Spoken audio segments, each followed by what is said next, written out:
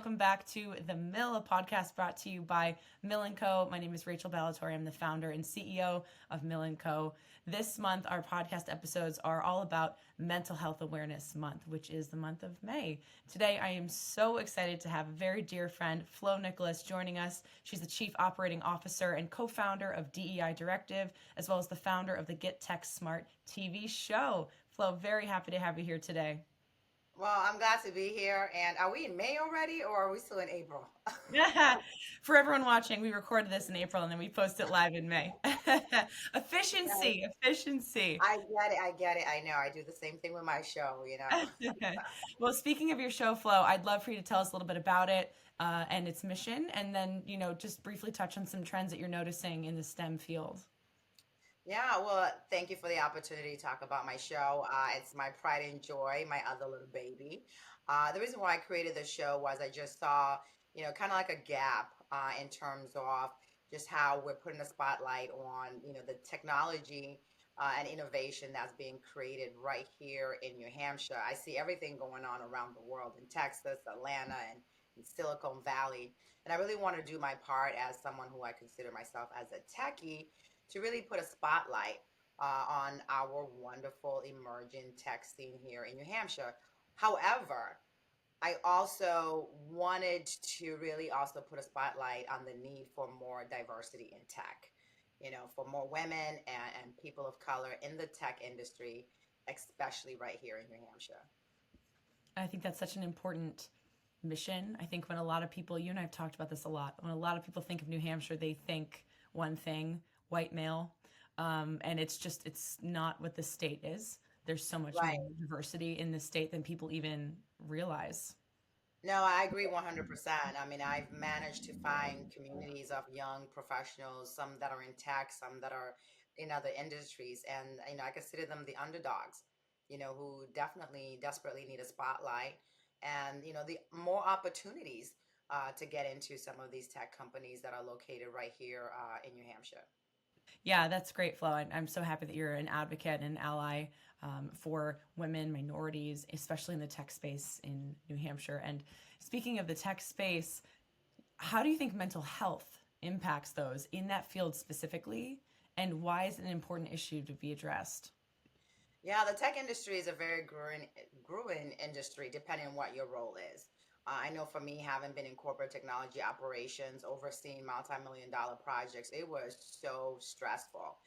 And the other thing is, if you're working in an environment where, you just don't see representation, and every day you're just struggling to show up and be your best, but being your best and doing your best is a struggle because you're in a toxic environment where maybe you're a woman and men are like, what are you doing here? And you're not getting the respect that you deserve, or you're a person of color and you just don't feel appreciated, valued, maybe not even paid your worth or getting promoted. So that can lead into some really potential serious mental health burnout, where you just struggle to figure out how to fit in, and you spend most of your time just essentially almost like begging to be seen and heard, understood, and valued. And I know this because this is what happened to me essentially, and why I had to walk away is because it became mentally, I had to put me first and make my mental health a priority. And I knew I was not in an environment that was going to be supportive of me and help me in terms of my career trajectory, which is I wanted to grow. And a lot of people share your story, Flo, myself being one of them, where I felt like I was bringing a lot to the table. I was bringing really progressive thinking, and I was repeatedly met with a brick wall. And there's so much to be said for having a sense of belonging in the workplace. And by having a sense of belonging, it doesn't mean just fitting into what they're doing. It means that Exactly. their culture is inclusive of who you are as an authentic individual. Oh, 100%. And I think that, one of the mismark with a lot of organization, they think diversity is just hiring, that one token woman, or Right. hiring that one token person of color or person who's Asian or Hispanic. And It's not that, it's more than that. It is the actual culture. Because you can bring women into the organization, but if they're being met with disrespect, or maybe they're not being paid, equally to their male counterparts, even though they're either have the same education or have higher education. So it's just not enough to check the box and have that token, diversity hire. It includes having that kind of assurance that, hey, you're coming into a work culture where we make it a priority, that all employees are seen, heard, and valued, and having zero tolerance on that, right? Right. And that starts from the top down, is by the owners, CEOs, C-level HR directors. They have to establish early on a culture of inclusivity, and also recognizing that the role that whether you are or not inclusive has on mental health, which by the way impacts your financial bottom line, is critical to an organization. So if you need to break it down into productivity and revenue, if you have unhappy employees because they don't feel that they are included because of the actions that your company is taking, your company is going to suffer. Right. Right. And we've seen that, right? It's called quiet quitting, right? And that was, besides the great resignation, we had the Yeah. trend quiet quitting, Yeah. where I'm no Irish longer. Irish goodbyes is another word for it. You know, you're in a bar and you just don't tell any of your friends you're leaving, and Right. just next thing you know, you're, where's Flo? Right. Yeah. Flow is, that's essentially what happened. People like, Yeah. I am not overworking myself. I am doing just enough, which is essentially under my job description, and I am Mhm. not doing more than that. And a lot of people are like, well, that's just a lazy employee mentality. For Mhm. some people, it's like, no, I'm working myself to death and I'm not getting paid any more money for it. I'm not getting any recognition for it. Why should I essentially, work this hard for no additional compensation and recognition? Right. Right. It's just so fascinating to me the role that mental health plays with DEI initiatives. And as the co-founder and COO of DEI Directive, I'd love for you to talk a little bit about the work that that company is doing, and how mental health initiatives also being rolled out by those companies who are making DEI initiatives a focus are going to do better than those who aren't. Yeah, so I'm really excited to have joined DI Directive. We are a tech company, and I always like to say we're doing DI a little differently. We're leveraging technology, specifically data analytics. Mhm. And it goes to what I just said earlier, is that sometimes we have organizations that roll out these DI initiatives, and there's no rhyme or reason, why. It's like, oh, we need more women. Okay, Mhm. what made you say that? Oh, we need more, black people or people with disabilities or veterans. Okay, where are you coming with these these numbers and these Just decisions? taken out of a Not hat. Like, all right, white right. woman, deal. Yeah, and I think a lot of it, we saw it during, the George Floyd murder, where we got a lot of CEOs and companies that made all these commitments Mhm. with, really not taking into account their makeup of their organization, really making evidence-based decisions. And with DI Directive, we have a software. We call it our DI Intelligence Platform. And it helps organizations really see the landscape of their organization. How many women, men, and then you can break it down by education. How many people have a PhD or a master's, and also you can go by, religion, whether you have people who are veterans or maybe it's students. So you have the ability to see the landscape of your company in every department. And why should this even be critical? Well, I sat on a call where there was an airline that said, we hire internally. When we know that we have a spot open, maybe in the legal department, we might have somebody with a Juris Doctorate who might be in a different department, and we can say, oh, hey, Flo is in the business team, but she's a licensed attorney. Let's pull her in and interview her for this job, right? Instead of hiring externally, you now Mhm. focus on promoting the candidates that you have internally. Mhm. But the one other thing that you want to make sure you're doing is, if you're setting organizational goals, how do you know whether you're meeting those goals? How do you know whether your DI initiatives are having an impact at all? Well, that's where also a platform comes in. You need to be tracking. So we're really focused on tracking and reporting, data analytics, Hmm. doing surveys to your employees, as well as the compliance piece. There's some organizations that have to report their diversity workforce numbers, and you've got to stay compliant or you get on the naughty list.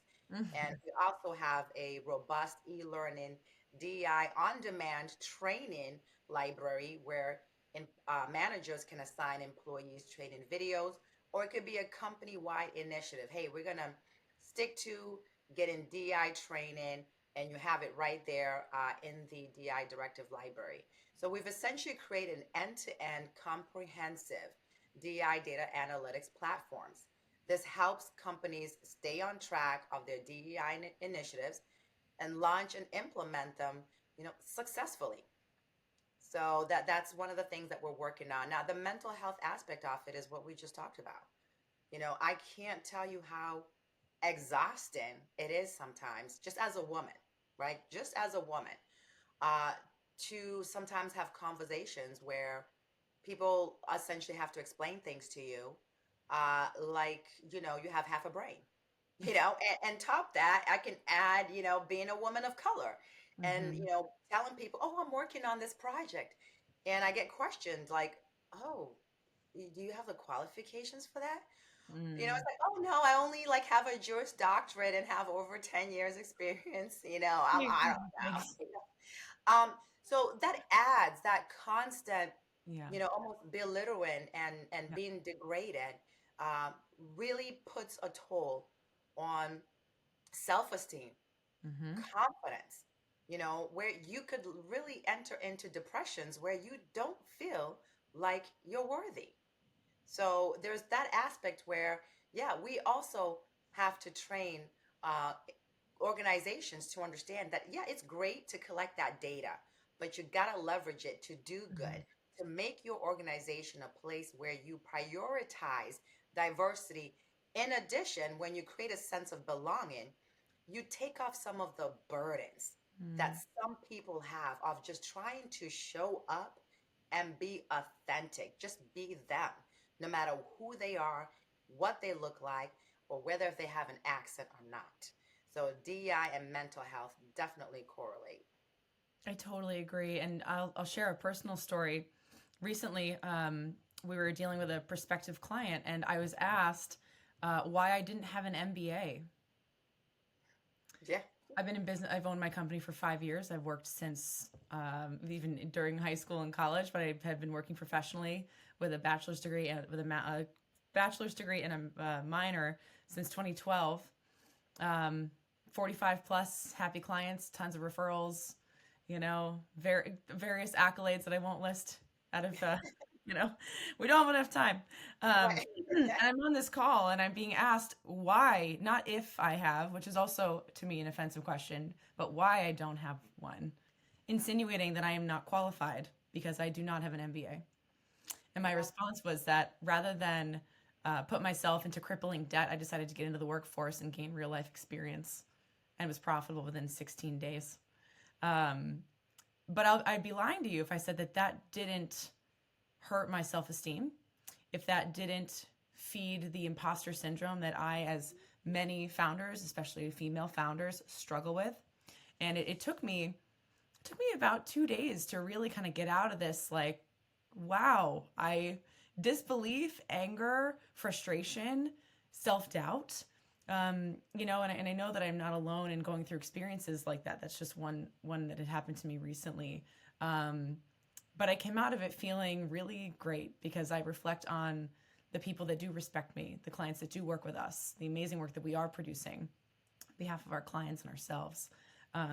People like you who are also going through it, that's motivating for me. And I know I'm not alone in that, but I mean, boy, it happens at least once a week, I would Yeah. say, and that is so damaging to your mental health, especially if you don't feel like that you have the resources, the network, or the support system to call someone and be like, hey, Flo, this just happened to me and it was pretty effed up and I don't really know how to feel about it. And to have you help me work through that. Right. Some people may not have that as a resource. They may not have a good a partner in their life or a friend or spouse or a good work environment that or even the self tools to Yeah. reflect and be present. So, it is a constant struggle, especially when you're impacted by negative external factors. No, you're absolutely right. And I think some of it sometimes you're told, oh, suck it up. That's business. And it's like, no, no, I don't have to suck it up. Yeah. But I think the thing is also learning when you're in that situation how to stand up for yourself, Mm. right? Because there are some people who, when that situation happens, they shut down. They don't even know how to respond, right? And we're living right now in a time where we're starting to see a reassessment of whether going to college should even be a criteria for Mm-hmm. getting hired. And there's already a lot of companies that have already kind of pulled away from requirements Mm. of having a 4-year degree and focusing more, what is your work history, what is your qualification? And you know why they're doing that? Because it's part of the DEI issue. They're seeing the barriers and challenges for some people who might not have a 4-year college degree but have the experience because, like you, they started working early, and from working early they just gained all this experience and were managed to climb up the ladder. But why create a roadblock, for hiring someone when they have the experience that you need? So it's really challenging, just like you said, for there's somebody every day that has to experience that. But Mm-hmm. let's just look at just the whole gender pay equity issue. You know, we're still in 2023. We're 2023, and women are still being underpaid, right? And most of the research that I see, the data is showing that it's going to take over 100 years for women to be paid equally to men. Rachel, you and I are not going to be here. I know we look cute, fabulous, and young, but we're not going to be here in 100 years. And why? Why do we have to wait 100 years to get paid our worth? I refuse to accept this. I refuse to Mm-hmm. accept this. I think for any organization out there that's listening to this, I think we need to put on our seatbelt and go ahead and go in. Uh, what do they say? Put the metal to the pedal, or you know what I Pedal to mean? the metal, Pedal baby. to the metal when it Full comes to throttle. gender equity pay, right? We've got to speed Yeah. up this process because Flo and Rachel don't want to miss out on the opportunity to be getting paid equally. And why is this even a discussion? Why are we Why is still it a even discussion? discussing this? And it's crazy to me too, Flo, and just talking about women for a second. We have so many expectations on us. Not to mention, as a parent of three amazing, amazing kids, there's a whole lot of stuff you got to deal with outside of work. Now you're Yeah. parenting. Now you got three little ones that are looking up to you to lead them, that you need to set a good example for them. And you see what the future could be like for them, and you don't like it, and we need to change it. And Yeah. to me, it's as simple as it's just a choice. You can choose to be discriminatory. You can choose to treat people differently. You can choose to have stereotypes, or you can choose to actively not. To me, it's just as simple as that. It's a choice. And so you're either on one side or you're on the other. And I'm sure people may disagree with that opinion, but Right. to me, if we all can just choose to do the right thing, to stand up for marginalized people, we're going to be in a much different place a lot faster than 100 years. Yeah, exactly. And I think part of it too, one of the issues with diversity, equity, inclusion is we treat that whole issue of diversity as like a business commodity. Mm, Like, what's the ROI? Like, what do you mean, what's the ROI? I mean, why do you not want to hire people of diverse backgrounds? That's the better question. right. But it's treated like a justification. Like, why do we need that printer, that has artificial intelligence? It's not. And I think that's one of the biggest problems that we're seeing right now with the tech layoffs, where these companies are slashing DI budgets and they're like, oh, it's not a priority. And Mm, it's like, why? Why is it not a priority? The world is changing and the world is becoming more diverse. And this notion of one race being a majority and other races being, the minorities, it's going to go away. hmm And one of the the caution that I give to companies that are doing layoffs and they're slashing these budgets, especially DEI, is that what do you do then when we get to that point where your consumers do not reflect the people who you have in your organization, right? Because the data is coming out more and more that people who are searching for jobs, they look at an organization and they look to see whether they make diversity, equity, inclusion a Mhm. priority. And these are over 50% of job seekers think this is critical. Mhm. So I think a lot of companies are missing the mark here Yep. because as the world becomes more diverse, those are potential consumers. But here's the thing, when you're backing away from a commitment that you have made publicly, you lose trust. You Mhm. lose trust, that's damaging for your organization, right? And you mentioned as a mother, yes, I have been in the legal industry, in the tech industry, as an entrepreneur. I see the struggles I go through. And this is what motivates me and encourages me and inspires me to be an advocate because I don't want my kids to go through this battle. And Mhm. why should they even have to go through this battle? Because we need to do better, we can do better, and we must do better. It's just point blank period. Like you said, there's no choices.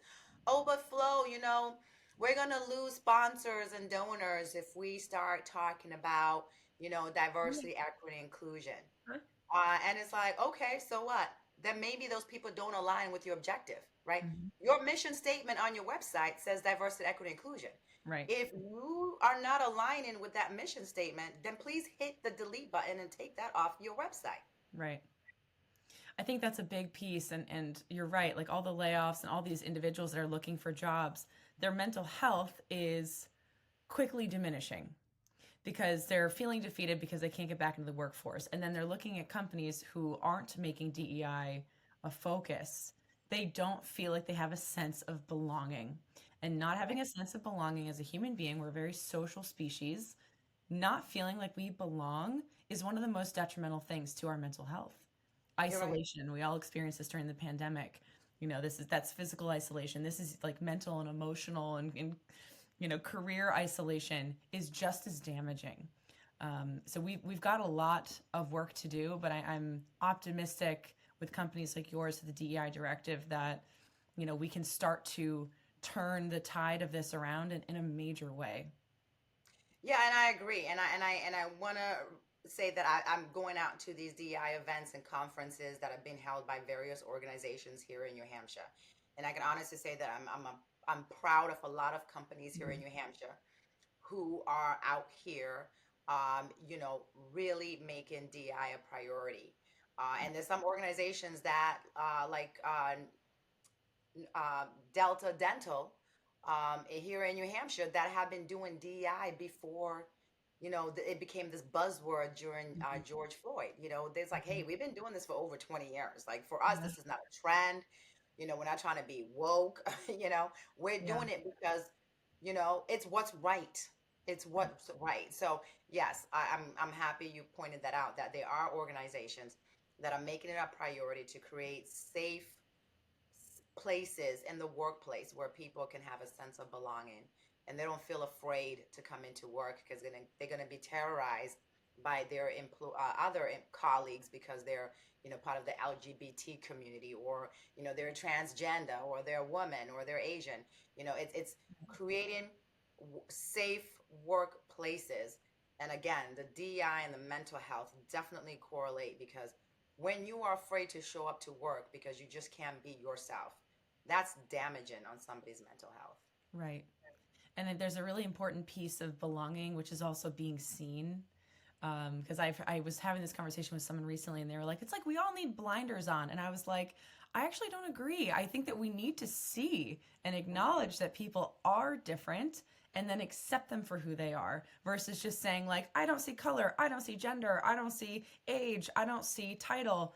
Right. See it, acknowledge it, welcome it, and then create a sense of belonging. So I think that's also a really important mindset shift for a lot of people. Right. Or just let's not just focus on differences. Why do we have to say, oh, she's different, she's LGBTQ. Why I think that's the other danger is we've become so used to just putting ourselves into these categories. Mm. Why not just say, oh, there's another human being walking down the street, Yeah. Why, Here's my what is colleague. Yeah. why does it have to be, oh, it's the pink human being. Oh, it's the green human being. It's just, I think Yeah. that's the other thing that we all need to work on as well is to Mm. stop really trying to find the differences and start looking more on the commonalities. Mm. Hey, Rachel and I love to eat, right? We love our food, we love our coffee. Let's start focusing on that Mm. and see the impact that has because I think it'll be positive. I love that perspective. I want to shift quickly to talk about you.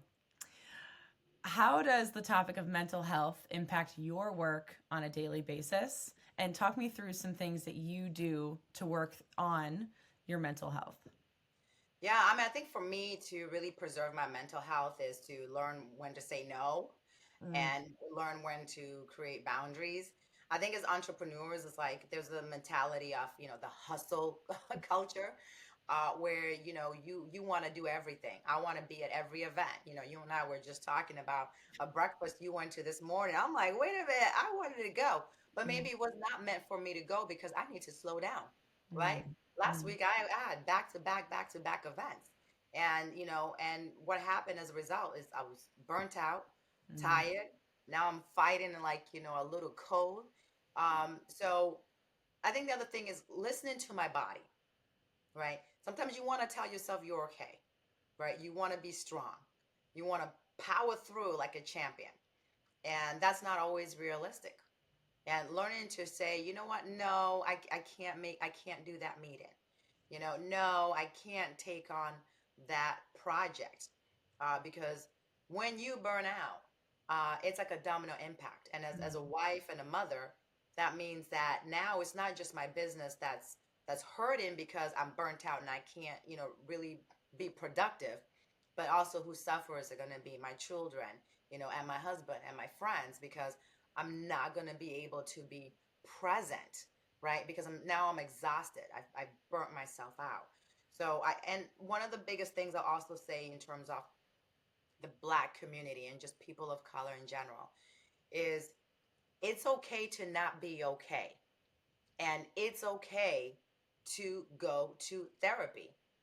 As somebody who goes to therapy, I am like, you need that other person, who is an outsider, who Mm-hmm. can really just gauge where you need help and provide that help. And I think we need to stop making it okay not to be taboo, to for someone to have a therapist and think, oh, oh my goodness, they must be crazy. Oh, they're going through something. Like, Mm-hmm. no, just stop. Just stop. There are people who don't have, major dramatic, issues in their life, but they know they need that person to kind of walk through some of their decision makings, Yeah. um, or help to continue to empower them to make decisions that are in the best interest of their physical and mental health. So, if anything that I could leave, anyone who's listening is that we're not perfect and we need to stop striving for perfection because it's just unrealistic and nonsense. And we need to know when to say, I need help, whether it's through a professional, whether it's picking up the phone. I had a friend who sent me a message. They're going through it. And I didn't even respond to the message. I picked up the phone and I called them. And I said, let's talk. And she just bawled her eyes out. And for that moment, that's what she needed. Mm-hmm. That's what she needed. And I just texted her today to check in on her. But let's be open to not just being like, oh my gosh, she's going through some stuff, but to being like, how can I help? Tell me, how can I help? And Mm. sometimes, again, it just takes that one phone call to just have somebody just purge out all the emotions. And that's probably what will make a huge, tremendous impact on their lives. I'm optimistic that I think this upcoming generation, younger millennials, which I am, and Gen Z, they're much more open to things like therapy. So I am optimistic for the future of this generation of people that are self-aware, that are present, that are mindful, that can communicate effectively. I'm very optimistic about it. I've also been in therapy for a long time. I love it. I also think that therapy can be reactive, proactive, or maintenance, and Right. and none of those are wrong. No. It just depends on where you are in your life cycle and what you need at the time. And the last thing I would add is, therapy comes in a lot of forms. It can be sitting with a professional, a licensed professional. It can be sitting with a Right. friend. It can be, leveraging apps. It can be reading. It can be meditation. Um, the commonality between all those things is acknowledgement that something feels off, and I'm gonna work through it. So, Exactly. and you and I both been through this flow in our professional careers where something felt off. You and I both did something about it. Now we're both badass entrepreneurs, business owners, women, advocates, allies. Now we're spreading the word of we've been there. We know you're there. You're Yeah. okay. You're doing great. Here's a path that we can maybe take to get out of here. It may not be a linear path, but we can help you because we've been there. Yeah. And I agree. And I will add to that to say, besides just really focusing on diversity, equity, inclusion, I think companies also need to make mental health accessible mental health help accessible. Hmm. And there needs to be a push for insurance companies to cover that, right? They cover 100% our annual visits.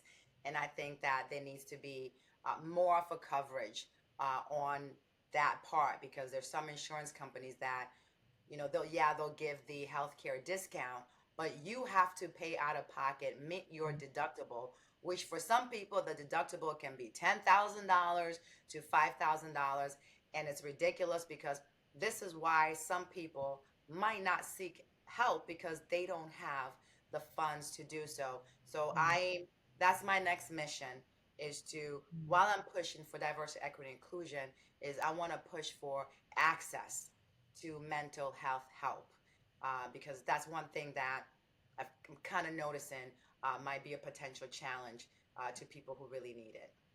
I love that mission, and I'm here to join that ship with you, Flo. Well, I can't thank you enough for joining us today on this episode of The Mill, focusing on Mental Health Awareness Month.